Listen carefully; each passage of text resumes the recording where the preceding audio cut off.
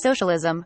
Socialism, a stepchild of communism, is another endeavor to bring the state closer to the needs of the people. It substitutes the state for the king and attempts to control society for the benefit of society. Like all the others, socialism is another failed attempt by man to govern himself. Absolute power corrupts absolutely, and the state loses its concern for the individual as it becomes more obsessed with its own power. This leads us to our final look at man's attempt to govern himself. Democracy. Democracy has its roots in the writings of the Greeks and is viewed by many people, even those in the Western religions, as the perfect government. Plato called it the fairest of constitutions, but did so only reluctantly because he saw weaknesses within democracy that would lead to its downfall. The rule of the people, by the people, and for the people is a fine idea. It is man's attempt to get further away from despotism and tyrannical rule.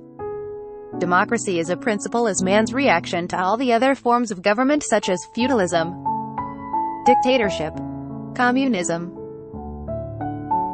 and socialism. A close study of the roots of Western democracy will reveal that it was a reaction and rebellion against a divine choice or feudal system of governing called a kingdom. In reality, America was built on rebellion against a kingdom.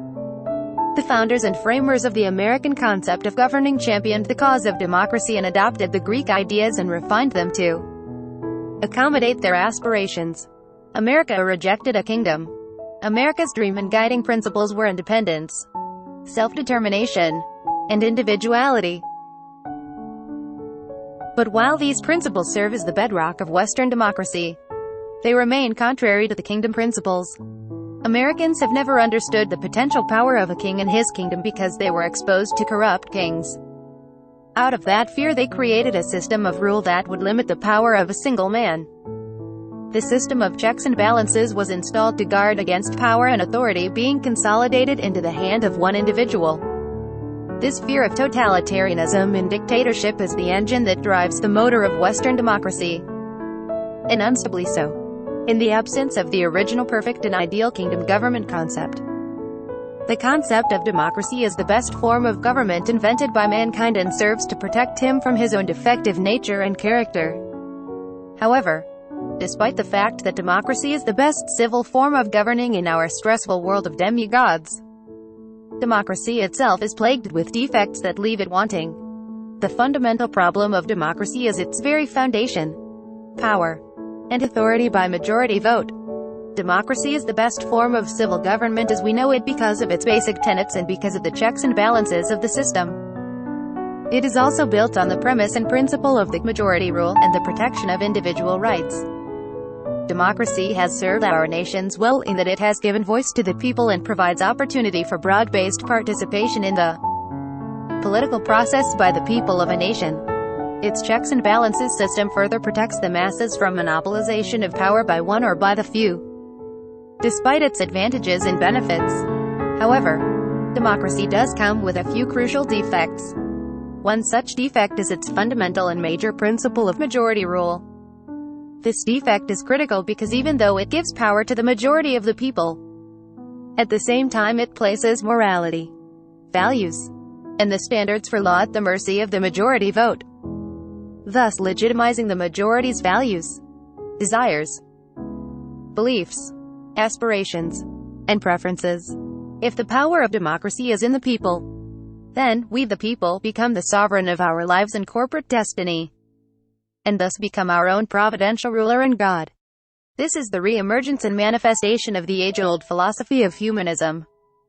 Humanism is simply man becoming his own measure for morality, judgment, and justice that places man at the mercy of himself.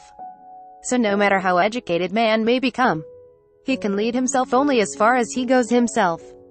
The record of history and the present state of the world gives evidence that man left to himself makes a poor God. Therefore, democracy without accountability to one greater than the people is an exercise in moral roulette.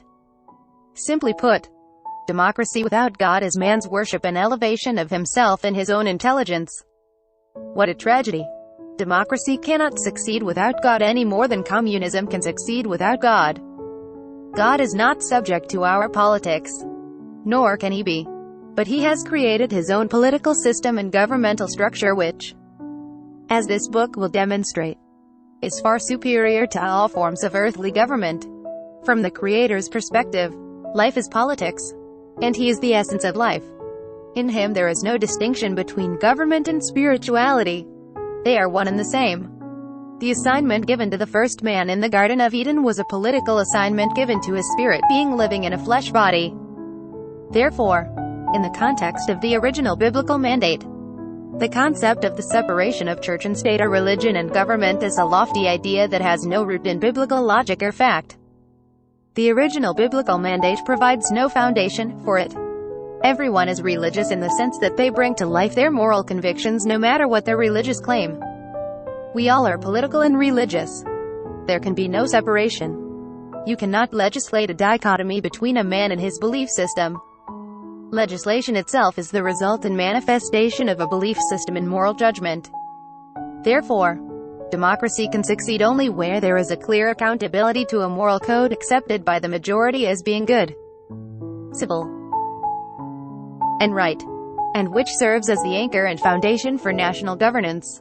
In my country, the Bahamas, that moral code is recognized constitutionally and nationally as the biblical principles of the historic Judaic-Christian faith and the God of those scriptures. This is stated within the constitutional document and provides an authoritative reference for governing within our nation. Consequently, when the majority votes and the results are in keeping with the natural laws and standards established in the biblical text, then the vote is considered legitimate.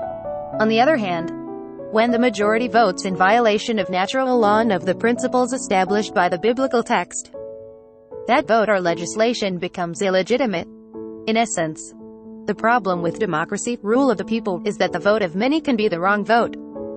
Another weakness of democracy is that it is not absolute. Its concepts and laws can blow like the wind. It can be easily influenced by the changing culture. Because the citizens can be so easily manipulated by a shift in the culture and by the will of people at the top, they can be induced to abandon their rights and transfer them to those who rule over them. Plato knew that eventually the rule of the people would deteriorate into the rule of the state. I predict with a great sadness that even democracy, with all of its promises and aspirations for a good, civil, and just society, will not survive as a human government. When your best is not good enough, the only alternative is to look elsewhere for something better. There is a better alternative, and that is the heart of this book.